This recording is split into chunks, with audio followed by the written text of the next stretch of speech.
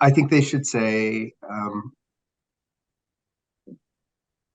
my child has the right to receive their education in the least restrictive environment in which they can make progress. And that progress is measured by their own goals and what their needs are. It's not, some objective measure of what a third grade standard or a fourth grade standard is. And so if during the school year, it's been proven that a student can make progress among typically developing peers in a general education setting, they should have that option.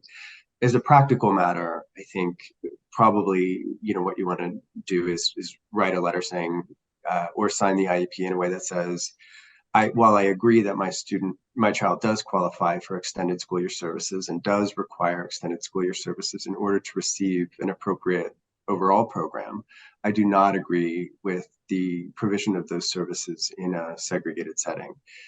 And then the options become, are tough. I mean, if a district simply refuses to provide any options and responds by just saying, we think what we're doing is fine, the parent options are pretty limited. I mean, you can provide an alternative program at private expense. You need to give at least 10 business days notice that you're going to do that.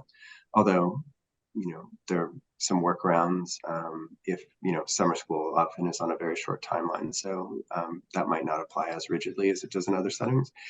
But obviously, many families can't just go out and pay for another summer program, especially if the student requires supports like a behavioral aid or other supports in order to access the program. So the options are somewhat limited, but it's always important to document exactly what you disagree with in an IEP. That's important.